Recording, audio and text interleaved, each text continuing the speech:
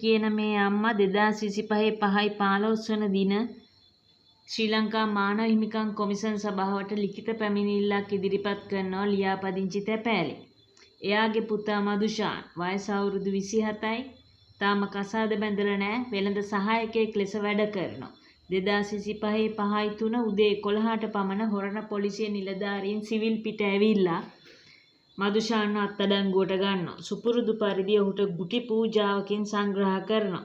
මේ ගුටි පූජාවෙන් සංග්‍රහ කරලා මේ අපරාධය සිදු කරපු දේශයේ පොලිස් මුරබල්ලන් වන්නේ උප පොලිස් පරීක්ෂක විපුල Abeysiri, police සරයන් රත්නසිංහ, police කොස්තාපල් 96 978 Kumarasiri, police කොස්තාපල් 10 44 17 රංගන. අත්අඩංගුවට ගන්න අවස්ථාවේ මදුෂාන් සන්තකේ කිසිදු මත්ද්‍රව්‍යයක් තිබුණේ නැහැ. නමුත් හොරණ මහේස්ත්‍රාත් අධිකරණයේ ඔහුට විරුද්ධව පැවරූ අංක 12/44 ඇල ඉරක් 25 නඩුවට අනුව හෙරෝයින් මිලිග්‍රෑම් 3380ක් තිබුණයි කියලා සඳහන් වෙනවා. ඔහු දැනට ඉන්නේ කළුතර බන්ධනාගාරයේ B6 වාට්ටුවේ. අම්මා කිහිප විටක් පුතාව බලන්න බන්ධනාගාරයට යනවා. ඔහුගේ වම් කනේ දැඩි වේදනාවක් තියෙනවා. කනෙන් සැරව ගලනවා. ඒ පොලිස් පහර දීම නිසා. බන්ධනාගාරය මේ වෙනතෙක් වෛද්‍ය ප්‍රතිකාර අරන් දෙන්න කටයුතු කළා නැහැ. මදුෂාන්ට පෙර වැරදි නැහැ.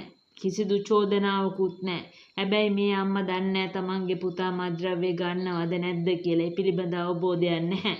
අම්මා කියන විදියට පුතාව උසාවි දාන වෙලාවේ පුතාට පොලිසියෙන් පහර දුන්නා කියලා කියන්න අවස්ථාවක් තිබිලා නැහැ.